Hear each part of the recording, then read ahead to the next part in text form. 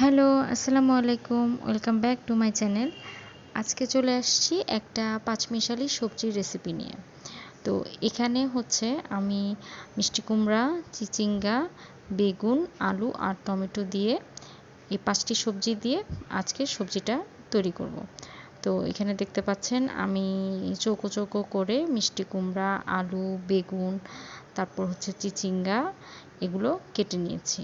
টমেটোটা পরে দিব, কারণ আগে দিলে তো গলে যাবে, এই জন্য টমেটোটা পরে কেটে নিয়েছি। তো এই সবজিটা কিন্তু ভাত, রুটি দুইটার সাথেই খুব ভালো লাগে, আর বানাতেও খুব ইজি। তো আমি সবজিগুলোকে টমেটো বাদে বাকি সব সবজিগুলোকে ধুয়ে একটা কড়াইতে নিয়ে নিচ্ছি। এরপর হচ্ছে হালকা একটু ভাপিয়ে নিব, একদম সেদ্ধ করে নিব, পরে হচ্ছে বাগার দেব। তো দেখতেই পাচ্ছেন আমি সবজিগুলো সব একসাথে ধুয়ে নিয়েছি। ধুয়ে এবার হচ্ছে গ্যাসটা অন করে দিলাম, কোনো তেল টেল ছাড়া জাস্ট একটু পানি দিয়ে নিব। পানির মধ্যে দিয়ে দিব একটুখানি হলুদ, লবণ আর জিরা গুঁড়া আর একটু কাঁচামরিচ, রসুন বাটা। এই সব কিছু দিয়ে সেদ্ধ করে নিলেই কিন্তু আমাদের রেসিপিটা হয়ে যাবে। পরে জাস্ট একটু বাগার দিয়ে নিলেই হবে। খুবই ইজি একটা রেসিপি। আর হচ্ছে বাসায় যখন কিছু না থাকে তখন অল্প অল্প আমার এরকম অনেক সময় হয় যে ফ্রিজে দেখা যায় একটা একটা করে বেশ কয়েকটা সবজি আছে, তখনই আমি আসলে এই রান্নাটা করে ফেলি। এটা খেতেও দারুণ লাগে আমার কাছে। ভাত দিয়ে তো লাগেই, তার থেকে বেশি ভালো লাগে হচ্ছে পরোটা দিয়ে যখন সবজিটা খাই। অনেক সময় আবার এর মধ্যে আমি ডালও অ্যাড করি, বাট আজকে ডাল অ্যাড করছি না। আজকে আমি জাস্ট হচ্ছে বাগার দিয়েই করে ফেলবো। তো দেখতেই পাচ্ছেন আমি এটা হচ্ছে সেদ্ধ হতে দিয়ে দিয়েছি। যখন সেদ্ধ হয়ে আসবে একটু একটু পর একটু নেড়ে দিলেই হবে।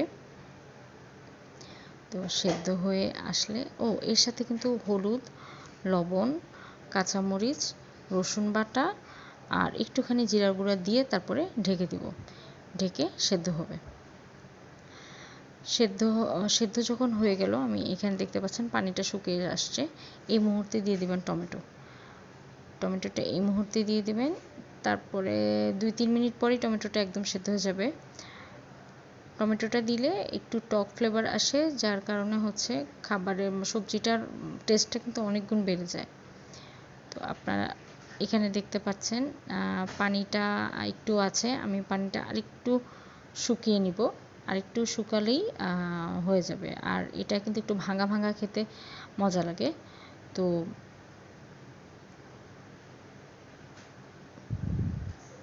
দেখতেই পাচ্ছেন আমি একটা ডাল ঘুটনি দিয়ে সবজিটাকে আধ ভাঙা করে দেব, কারণ এই সবজিটা একটু ভাঙা ভাঙা হলেই আমার কাছে ভালো লাগে। বেশ সব একদম একটা খুব সুন্দর একটা টেক্সচার আসে। এবার কড়াইতে তেল গরম করে নিব বাগার দেওয়ার জন্য।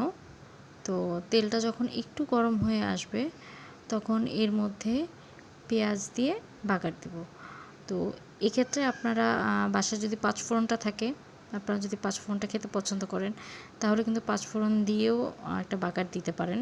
পেঁয়াজের সাথে একটু পাঁচফোড়ন দিয়ে দিতে পারেন, সেই মজা হয়। কিন্তু আমার বাসায় আজকে পাঁচফোড়ন নাই, তো এই জন্য আমি আজকে পাঁচফোড়ন ছাড়াই করবো আর কি। তো আমি তেলের মধ্যে পেঁয়াজ দিয়ে পেঁয়াজটা বাদামি হওয়া পর্যন্ত অপেক্ষা করব। এবার এর মধ্যে আমি একটু জিরা আর হচ্ছে সরিষা, আস্ত জিরা এবং আস্ত সরিষা আর একটু কালো জিরা এর মধ্যে দিয়ে দিচ্ছি। এবার অপেক্ষা করব, ভাজতে থাকবো বা পেঁয়াজটা বাদামি কালার হওয়া পর্যন্ত। দেখতেই পাচ্ছেন আমি লো ফ্লেমে করছি, পেঁয়াজটা ভাজছি। পেঁয়াজ ভালো মতো বাদামি কালার হলে অনেকে আবার এর মধ্যে কিন্তু রসুনটাও দেয়। আমি যেহেতু তরকারিতেই সেদ্ধ হওয়ার সময় রসুন দিয়ে দিয়েছি, সেজন্য আমি বাগারের সময় আর নতুন করে রসুন দিইনি। তো একটুখানি হলুদের গুঁড়া দিয়ে দিচ্ছি তেলের মধ্যে, এতে করে সবজির কালারটা অনেক সুন্দর আসে।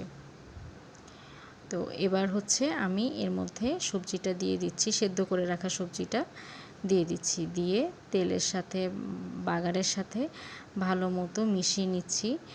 আর হচ্ছে একটা ভাজা শুকনো মরিচ ভাজা শুকনো মরিচ আমি দিয়ে দিচ্ছি। পুরোটা দিয়ে ভালো মতো নেড়ে চেড়ে মিশিয়ে দিলেই কিন্তু আমাদের আজকের রেসিপিটা হয়ে যাবে।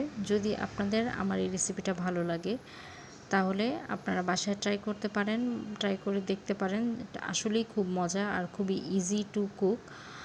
আর আমার চ্যানেলটা যদি আপনাদের ভালো লাগে অবশ্যই সাবস্ক্রাইব করবেন। Thank you.